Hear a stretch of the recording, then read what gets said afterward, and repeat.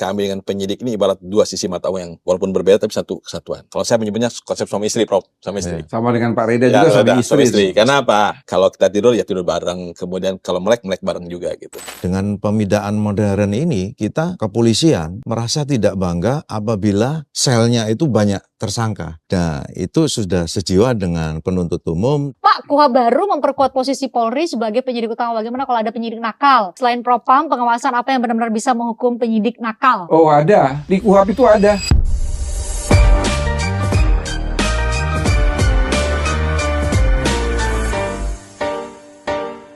Halo, kita jumpa lagi di podcast WhatsApp. Waktunya hukum menyapa.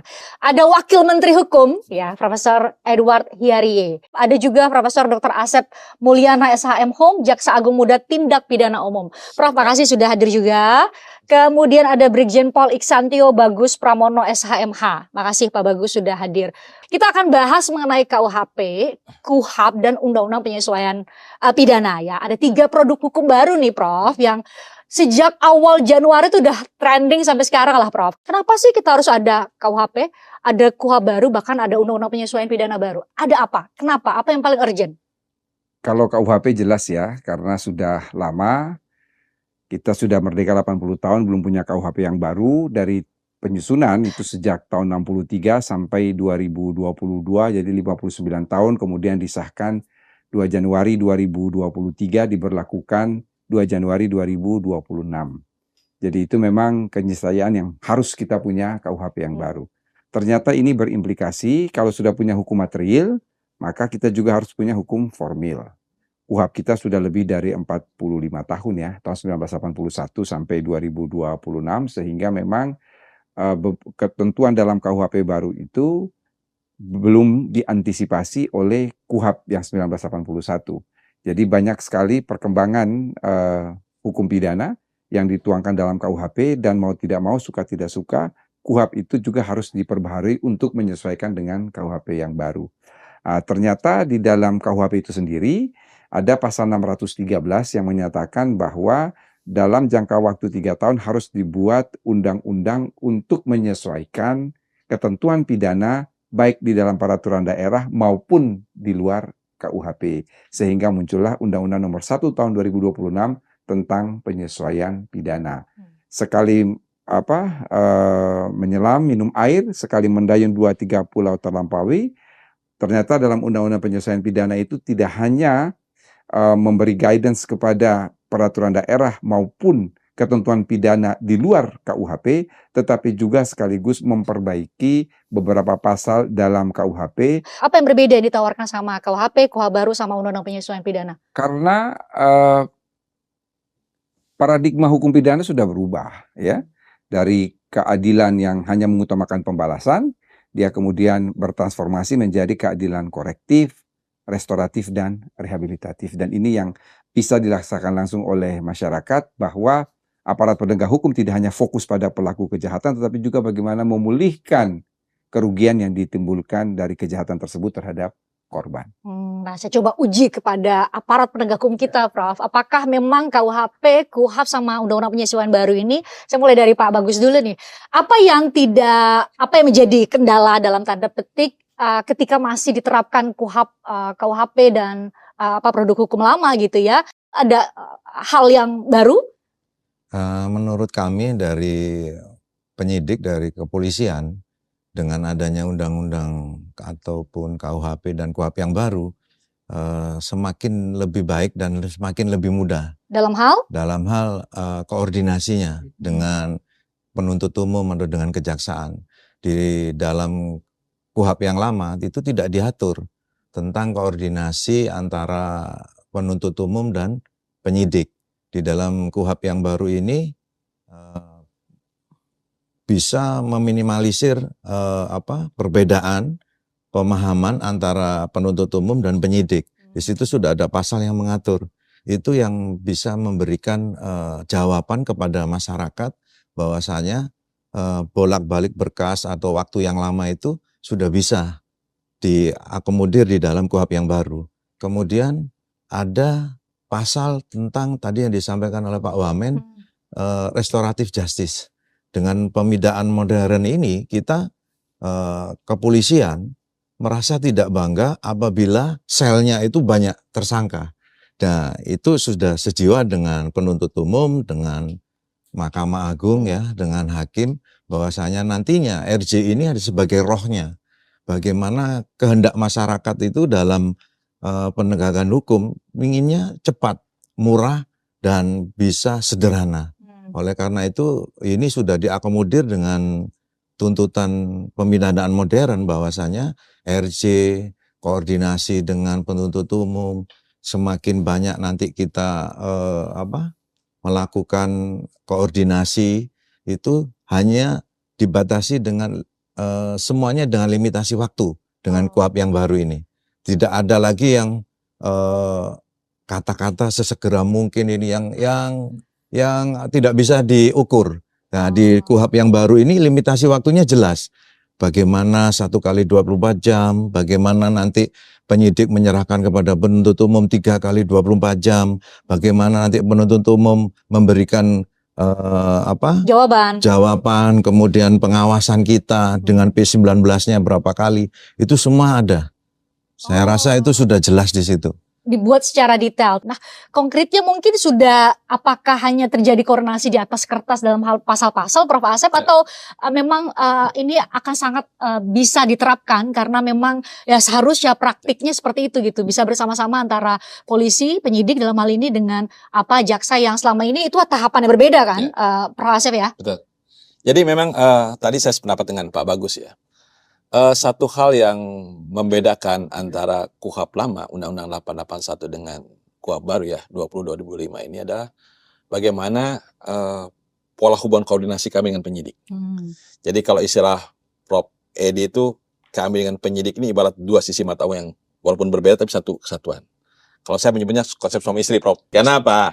Kalau kita tidur ya tidur bareng, kemudian kalau melek bareng juga gitu. Artinya menunjukkan bahwa ketika ada satu perkara, kami sejak awal ikut memastikan bagaimana pengambilan alat bukti misalnya, apa sesuai prosedur apa tidak. Gitu. Bagaimana kemudian nanti membangun perkara itu, pasal-pasal kemudian didakwakan. Dan mekanisme ini sebenarnya bukan hal yang baru bagi kami, karena perkara-perkara pilkada misalnya tentang pilpres yang kami digabung di Sedra Gaugutu itu efektif Mbak Fritz ya. Kenapa? Sejak awal kita bareng-bareng nih merumuskan dakwaan pasalnya seperti apa. Anatomi perkara seperti apa, nanti siapa yang terlibat di satu kesatuan. Sehingga ketika kami menerima berkas dari penyidik, ya, karena kami sudah biasa di awal, sudah pasti mafhum langsung P21 gitu loh. Nah selama ini yang di dalam KUHP lama kelemahannya, seolah ada jeda gitu. Ada jeda dalam artian yang tersekat-sekat. Misalnya begini, ketika teman-teman penyidik menyampaikan SPDP kepada kami, dan kami menerbitkan P16, jaksa peneliti, itu ada jeda waktu. Kami nunggu dulu nih. Nunggu sampai berkas jadi gitu loh. Akibatnya baca dulu gitu kan, baca gitu lah. Ya pasti butuh waktu kan. Belum tentu yang kami baca juga sama dengan Pak Bagus tadi gitu. Nah sekarang enggak Mbak. Jadi begitu SPDP pada kami kemudian menerbitkan P16, nanti jaksa langsung ketemu nih. Nggak usah nunggu berkas jadi. Bahkan Pak Bagus misalnya ketika ada melakukan peninjauan ke lapangan misalnya, cek dalam artian di tempat kejadian perkara, kami ikut. Jadi kami bisa membayangkan nih kalau dakwaan itu bentuknya seperti apa nih kurang lebih ini gitu. Sudah bisa menggambarkan nanti di persidangan nih dalam artian pasal-pasal yang tepat itu kurang apa nih gitu. Ini yang kami lakukan. Dan ini alhamdulillah Mbak Pritz ya, saya sampaikan di forum yang terbuka ini, kami sudah memulai itu. Perkara yang Sumatera Utara ya, Sumatera Tengah yang instruksi presiden kaitan dengan banjir dan kemudian kami bahkan kemarin bencana Sumatera maksudnya. Ya bencana Sumatera. Sudah menerima 5 SPDP. Dan mereka sudah ketemu, Pak. Jadi bahkan sebelum SPDP dikirim pada kami, teman-teman sudah diskusi di Badaskrim. Bahkan teman-teman tuh sudah kemudian tahu, Pak nanti nih korporasi yang terlibat ini Pak. Gitu. Nanti kemudian di samping itu alat buktinya tambahkan ini itu. Sudah ketemu Mbak gitu. Jadi sederhananya lebih efektif dan efisien. Pasti. Termasuk juga dari perspektif kami nih para pencari keadilan. Jadi nggak akan tuh lama-lama Prof, lama banget sih proses lidiknya nggak naik-naik ke sidik gitu ya. Atau dari sidik lama banget sih jaksa bilang lengkap berkasnya itu nggak akan terjadi. Nggak akan terjadi. Dan satu hal yang bisa pastikan dalam konteks KUHP yang baru ini ya, tidak akan terjadi perkara yang bolak-balik bertahun-tahun. Karena ada akhirnya. Misalnya begini. Ketika misalnya dalam artian walaupun kami sudah bersama-sama dengan Pak Bagus bareng-bareng, tiba-tiba di tengah jalan kami berbeda pendapat misalnya. Pak Bagus mengatakan ada unsur pidana, kami tidak. Ya. Maka itu kemudian kami koordinasikan. Koordinasi nggak selesai, ada suatu forum sebut dengan forum gelar perkara bersama. Antara Polri dan jaksa. Bukan hanya polisi saja, dan antara kemudian atasannya Pak Bagus, atasan penyidik, atasan pengawas daripada penyidik, kami juga sama, atasan daripada jaksa, atasan pengawas kami Jamwas ada hadir, bahkan penasihat hukum bisa hadir, korban bisa hadir, Penasihat hukum bisa hadir di situ, advokat, pelaku juga bisa hadir, bahkan ahli. Nah seandainya bagaimana kalau kemudian dispute lagi, walaupun sudah gelar perkara segala macam, seterusnya ternyata kami dengan Pak Bagus beda pendapat lagi, perkara sekarang pada kami. Jadi nggak ada lagi Mbak, yang dulu kejadian perkara bolak-balik bisa berulang tahun dan seterusnya, nggak ada. Ulang tahun. Ulang tahun gitu. Kayak orang kan, ini perkara kok ulang tahun gitu. Tahun lalu nggak jalan, tahun ini ada lagi, nggak akan ada terjadi. Karena pasti ada akhirnya. Maka kami menyampaikan dalam konsep ini, penyidikan memulai, kami yang mengakhiri. Jadi jelas Konsep lagu ya. Jadi jelas ya. Jelas. Dan tadi betul. Sekarang ada batasan. Ketika teman kami memberikan petunjuk pada teman, ada batasan waktu. Sekian hari, maka kemudian serahkan pada kami. Oke. Saya move ke poin berikutnya. Oke, siap. Ini saya ingat betul karena saya juga ikut di proses sosialisasi KUHP ya. Prof Edi, ini pertanyaan yang tidak hanya muncul 1-2 kali, tapi entahlah saya udah nggak bisa ngitung lagi tuh soal diksi atau diksi penyidik utama. Ya, mungkin Prof bisa menjelaskan. Prof kan di banyak kesempatan dulu sebelum 2026 aja udah menjelaskan di banyak tempat dan itu menjadi pertanyaan. Kenapa sih harus Polri misalnya digunakan istilah penyidik utama? Apakah itu menjadi semacam hubungan subordinatif? Tapi kan di banyak kesempatan Prof juga bilang ada limitasinya. Nah, bentuknya seperti apa sih Prof? Jadi begini, bahasa penyidik utama itu bukan bahasanya saya, bahasanya putusan Mahkamah Konstitusi. Waktu Undang-Undang P2SK diajukan di Mahkamah Konstitusi, waktu itu Prof Asep jadi Dirjen Peraturan Perundang-undangan. Saya ingat persis beliau ke ruangan saya mengatakan, Prof, coba baca pasal seperti ini. Ini kacau ini.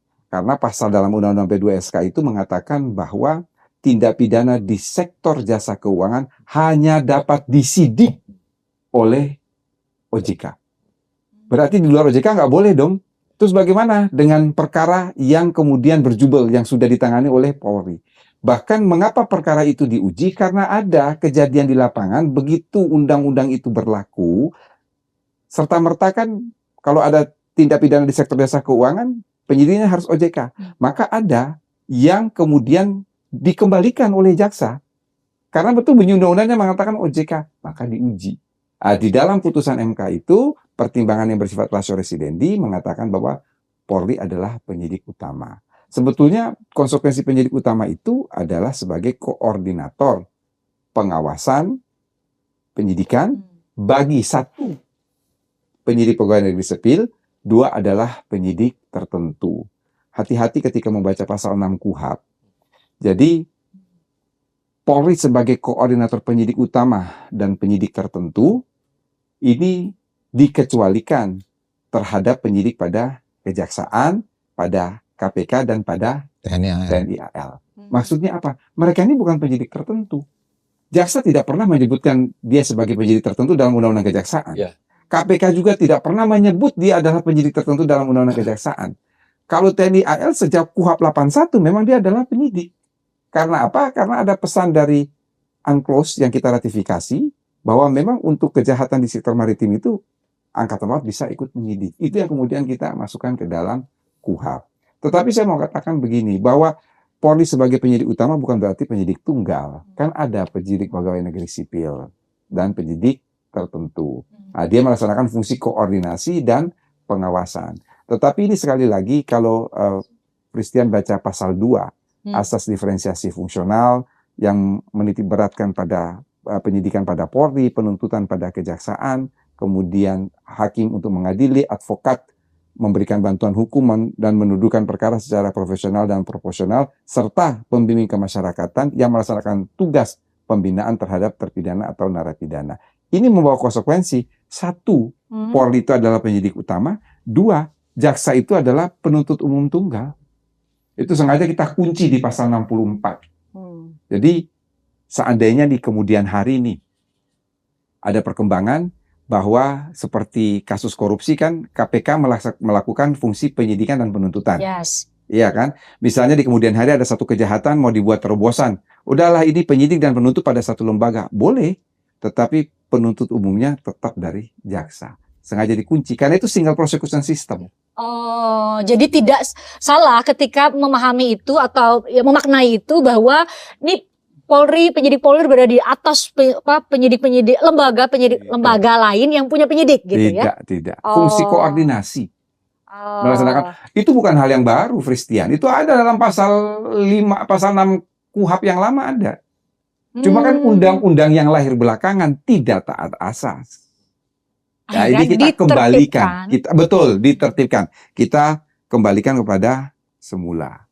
Jadi sama. Makanya, mengapa jaksa, KPK, TNI AL itu bukan penyidik tertentu? Karena satu, undang-undang tidak pernah menyebutkan demikian. Yang kedua, kita kunci. Kalau di kemudian hari ada undang-undang mengatakan ada penyidik tertentu, tetap di bawah koordinasi Polri. Oh. Sama PPNS, koordinasi Polri, penyidik tertentu, koordinasi Polri. Semua itu dikecualikan kepada jaksa, TNI AL, dan KPK. Ini bukan hanya pertanyaan saya, tapi juga ada pertanyaan dari netizen ya, yang nanya soal ini. Karena kan diksi penyidik utama itu kemudian bisa dimaknai atau disalahpahami, Prof. Coba kita lihat ya. Ada pertanyaan dari netizen, kita sudah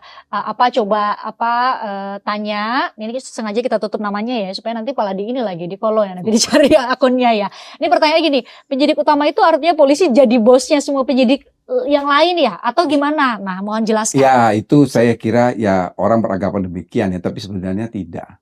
Artinya begini, apakah boleh ada penyidik negara sipil? Boleh. Tetapi kewenangan PPNS itu jangan menegasikan kewenangan Polri untuk menyidik. Menegasikan ya. Konkretnya, Prof? Ya, jadi saya kira dalam Undang-Undang Polri mengatakan dia melakukan penyidikan untuk semua tindak pidana yang terjadi di wilayah Negara Kesatuan Republik Indonesia. Tetapi ada undang-undang sektoral yang mengatur penyidik pegawai negeri sipil. Penyidik pegawai negeri sipil ini adalah supporting investigator. Karena dia substansinya kan. Oke, itu dari tataran konsepnya. Saya tanya ke Pak Bagus, kira-kira dalam tataran pelaksanaannya, konsep bahwa polisi itu menjadi penyidik utama memang sudah sesuai kebutuhan yang terjadi. Dalam hal misalnya memang penyidik Polri harus ikut dalam proses penyelidikan oleh PPNS misalnya, memang seperti itu Pak Bagus? Jadi tadi yang disampaikan oleh Pak Wamen itu memang betul. Itu konseptualnya seperti itu. Konseptual kan itu kalau pelajaran sekolah itu regulasinya memang itu tidak boleh keluar dari seperti itu.